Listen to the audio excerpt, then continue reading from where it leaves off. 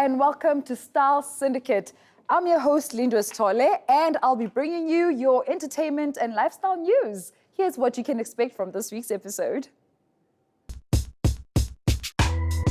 Coming up on Style Syndicate, we whip up a meal perfect for Heritage Month, and TV personality Boitumelo launches her own perfume. But first, Black Motion is marking 10 years in the music industry. That's 10 years of hits, 10 years of awards, and 10 years of spiritual healing, as suggested in their soon-to-be-released album, The Healers, The Last Chapter. The house music duo also partnered with Red Bull to bring fans a virtual music experience like no other. They performed at the 3 Rendezvous in Mpumalanga as a means to connect with nature and also with their ancestors. I got an exclusive invite to that.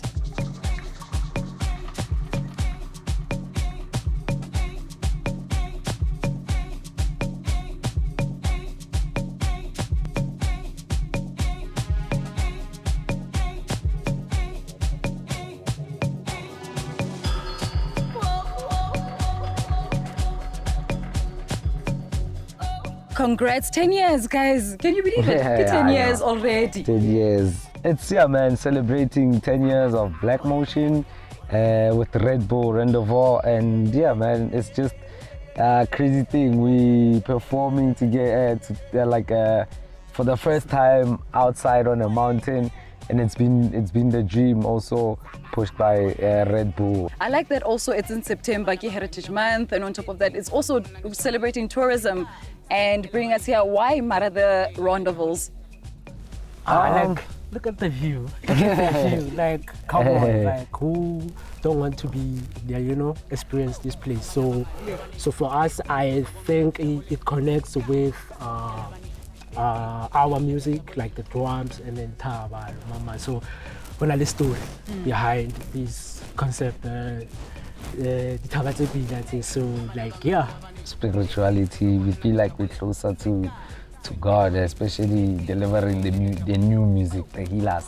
And man, again, Red Bull has been there to push our dreams and push what we believe in, and we believe our music is music of the mountains. We go back to Horokora Termining and Ridera present okay, with this song and so but with a sorry, reward the dream star on a king Lutere Batoni Achiva. So it's not a Rayo Spana, a traveler with the party, right? More music, Rawa Beck, happy reader to celebrate a kafela. The experience. Did you guys ever think that you will reach these heights? I mean, you're coming from Esosha, you're inspiring other boys and girls from Esosha. When you think back on your journey, did you imagine all of this? Nah, I think we from Soshanguve and we had dreams, and man, it still feels like a dream today because we were able to travel the world and gather I'd say the musical information that we have today, and by collecting all these instruments and sounds from all over the world, we now came up with a sound that is really Black Motion. And what better way of celebrating it than where we wanted to be when we started. I like that you guys have stayed true to the Black Motion sound. Do you ever have you ever felt the pressure to stick to another trend, to go with the trend of Amapiano? There was Igqom the one time, and then there'll probably be something else that's coming. I mean, how do you try and be true to yourself and still be relevant? It's like to make sure we communicate. Communication is important, and intimidate the new trend. So we chose, as like he said, we chose to stay true to our craft, and then whatever genre or musical or like the new vibe, and then because we know but are a re lebale ko re tswang. Okay, now let's quickly talk about your new album, your new offering. Fans are very excited about it. There was a couple of teasers, and when I was going through social media, they were loving what you guys have put out so far. Now, tell me more about this body of work. I know there's Umsaki Ukona Lap. I love her. Yeah. So I'm excited about this offering. 27 tracks on there. 27 tracks, guys. 27. 27. This is now the 10 years of Black Motion, and we went in hard. And yeah, man, this album is just, yeah, in a nutshell, Black Motion, and Black Motion with the sound of the universe, with the sound of every continent that we've been to. And yeah, man, again, with us saying, we're going deeper and we're going higher at the same time. So also it features a whole lot of women and a whole lot of gospel tracks. So yeah, man, this is saying we thank you for people understanding our music. So yeah, it's an offering actually. And it's special because kitabo, and yeah, and the talent like each track, the vocalist. So it's like we're celebrating talent here, South Africa, the music, South African music. And then we chose the right people that we feel like our picture more album. So the 10 years of Black Motion, the Healers. Yeah. The Healers, the final chapter. And it's not the final chapter, right? Yeah. Please don't scare us. You guys are not breaking up, right? So what's happening? Why the final chapter? The final chapter is the 10 years we've been in the industry, and each album that we released represents a chapter. So yeah, man, this is the last chapter of this book, and we're going into a new book. So yeah, watch out for the new chapter. Not the end of Black Motion, but there will be a new chapter. Yeah. Okay, guys, thank you so much. Now we're gonna get up and go party. Yes. It's gonna be a vibe.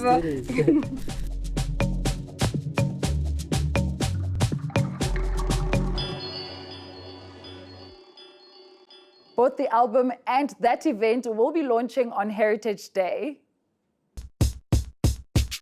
Still to come, an award-winning Olympic chef makes us a meal perfect for Heritage Month.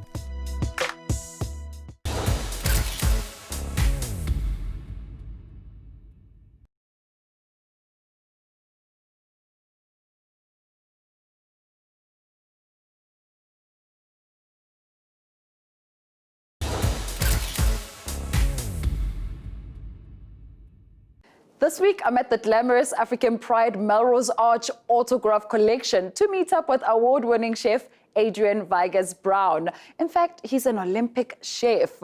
He fell in love with cooking as a child, and by the time he was 25, he was appointed executive chef here at this hotel. How cool is that?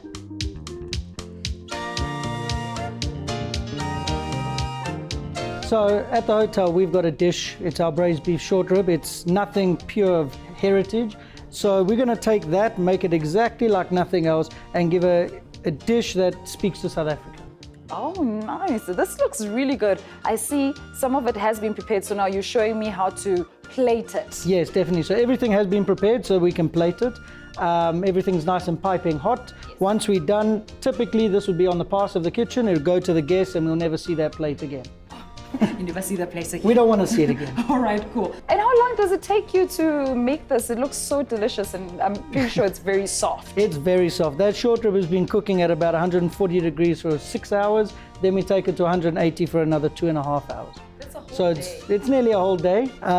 So that's prepared. It comes on the bone and it just falls off the bone at the table. You take a fork and you just pull it off the bone and you eat it. Oh my goodness. Okay, let's do this thing. I can't All right. wait to taste. So first of all, we're gonna take our spoons Okay. and we're gonna do the puree. Puree is the first thing on the plate. Okay. So we do a nice blob of it at about 9 o'clock.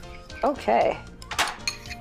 And then we're gonna pull it across the plate. Next spoon, we're gonna take the corn. We're gonna throw it into the samp, touch of paprika. All right, then we're just gonna take a small amount of that and we put it on the smallest part of the puree. Okay. Next up is we're gonna take our butternut wedges. These have been slowly roasted as well. Okay. Next, we're going to go with the nice charred onions. And it's now for the hero of this dish. He sits right there. Yes. So obviously, because the short rib is the hero of this dish, it sits proudly in the center of the plate. Oh, okay. In front of everybody. Right, then we're just going to go around the plate with a little bit of the crumbs. Again, that's just a little bit of texture. okay. And then the pumpkin seeds just off of that. A few little micro herbs just to be fancy. Oh, like me fancy.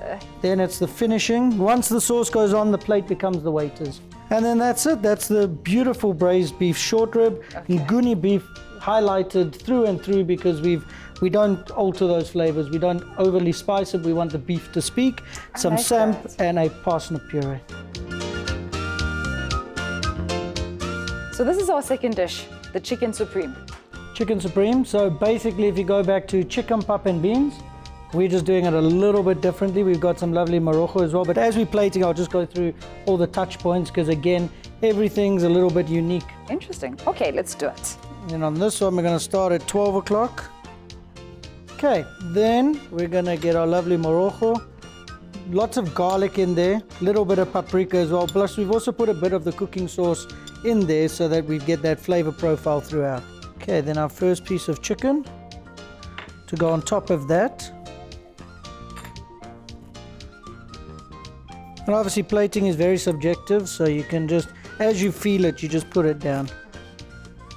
Okay, so we've got a nice crispy piece of chicken and we've got a nice crispy arancini. The worst thing you could go do now is throw sauce all on top of that. Oh. There's no point making it crispy. So this, we're just going to put the sauce on the plate and pool it. Again, we would always offer additional sauce to the guest.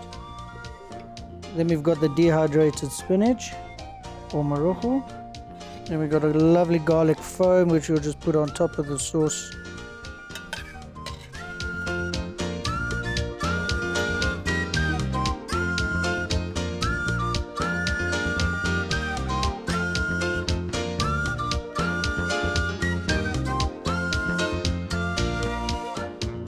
Okay.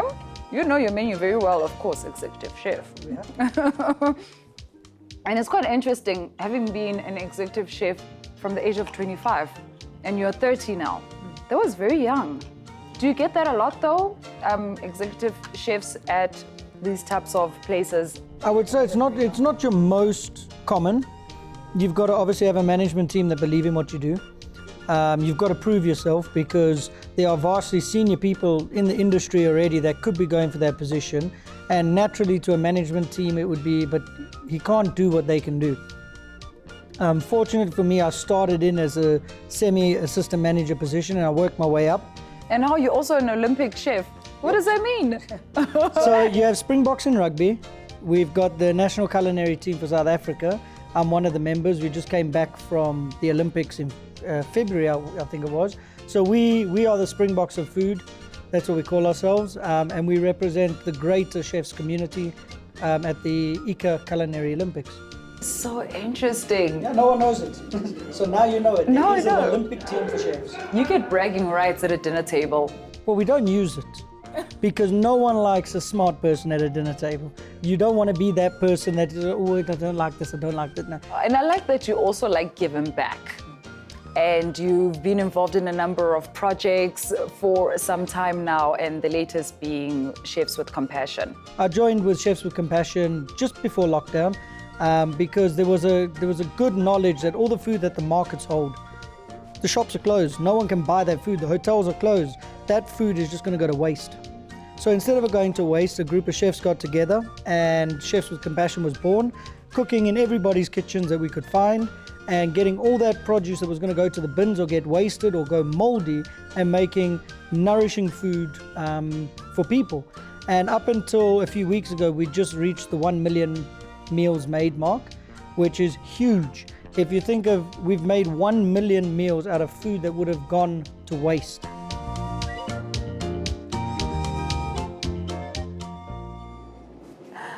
The Emmy Awards will be taking place on Sunday, and like all the other events, they'll be virtual. So here's what you can expect from that.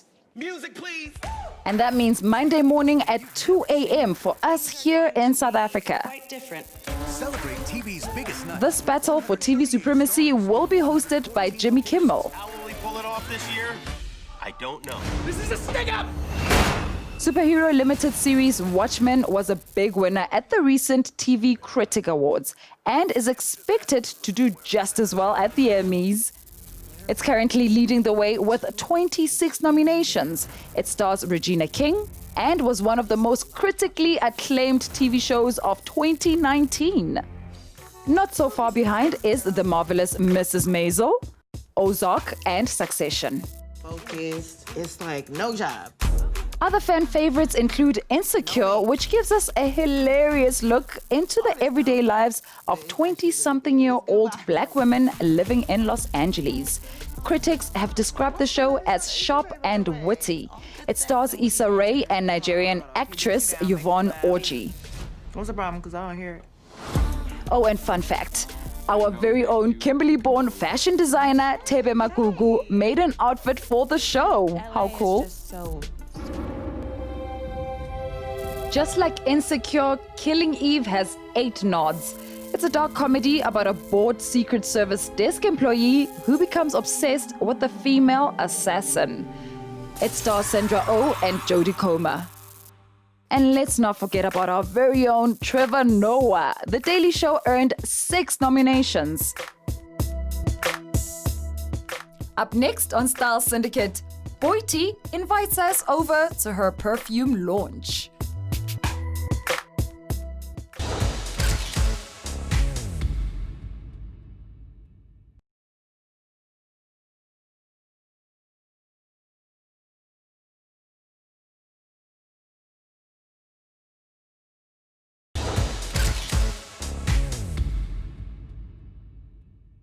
The smell of money, power, and sweet success is how Boity describes her new perfume. The media personality and rapper recently launched Boity Pink Sapphire, which will be sold exclusively online. We attended her super intimate launch party downtown Johannesburg.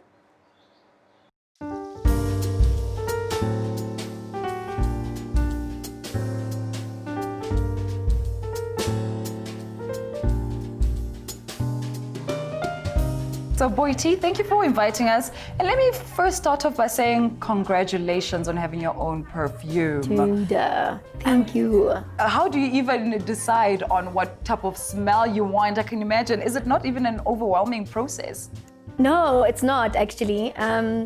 Because it's not my first ever experience in the fragrance space. You know, I was kind of familiar with how the process works, but obviously it's a little bit more different with an actual perfume, eau de parfum, you know? Yeah, honey, gotta say it like the French way. But the process was incredibly enlightening. And in terms of, you know, how do you even know how to smell, how you want to smell? So I've had an obsession with perfumes my entire life, and it's also been a lifelong dream to actually create one of my own perfumes. So for me, I knew that I wanted, when I smell, you know, when the notes are all put together, I wanted to smell, or to get a sense of confidence. I wanted to know that when I put this on, I want to feel confident. I want to feel like when I walk into the room, I'm going to own it. I want it to smell like money. I want it to smell, yeah, it's important. Yeah. So it's all those things. And, you know, when you think about all those things and the way you want to feel when you put on the fragrance, for me, that's how the journey went. So pretty much matches your personality? Pretty much, yes. Now, what goes into the actual perfume making process? Gosh, it's hectic. There's a lot of, you test different notes, etc. As you can see behind us, there's like a whole sensorium. And, you know, it actually teaches and explains the process of getting to the perfect fragrance. But basically, you speak to the nose and you explain, because I'm not a nose, I can't really get into the scientific part of it, you know, but you speak to the nose and you explain, okay, this is how I want to smell. I want it to be oody, I also want it to be fresh, I also want it to be good for nighttime and daytime, and then obviously you leave the whole process to them. And then when they come back with different samples, and eventually, after the testing process, you get to that smell where you're like, that's the one. Okay, now tell me about your perfume specifically. Yeah. The design of the bottle, what was your thought process behind it? Tell me about the notes also. So the notes, I wanted to have almost like I wanted to play on duality, you know, so I wanted it to be able to be worn during the daytime and the nighttime. So, you know, the citrus, tangerine, kind of fresh notes play to the freshness of a daytime. And then you have the Ambroxan and there's this, what is it called? I forgot what it's called. It's got like such a difficult word, but I remember when I smelled it, I was like, that's the one, it must be in there. It must be there. And it played to the oudi effect and the, you know, the powerful, strong side, which I also love about perfumes. And, you know, that's the duality of it. I wanted it to be both sweet and also very strong. Also playing to the duality of women, you know, and to me as well. I feel like I've got a sense of sweetness, but also a lot of strength. So I wanted the perfume to kind of play on those two. Love that. Where can we find it? It's going to be sold exclusively on www.haloheritage.com, but I think in the next few days it should be on takealot.com, and then we're moving into Superbalist, but right now haloheritage.com is where you can find Boity Pink Sapphire. I can't wait to do all of that testing and it's going to be all of so that together. cool. It's going to be so cool. It's very enlightening because then you actually realize how perfumes are put together. It's a really cool process because you get to put all kinds of things that you love and that make you feel happy and that make you feel like they represent you in a bottle, and it's really cool. I love that, personality in a bottle. It's Boity in a bottle, literally. So that is how you smell, right? Yes, it is. And you know what? Actually, people who smelt it, who know me, they were like, it smells like you. I was like, that's the point. I know how I smell, so I knew what I wanted the perfume to smell like. Damn, girl, you smell good then. Thank you. Okay. How about you? Okay, girl. Thank you. Thank you so much.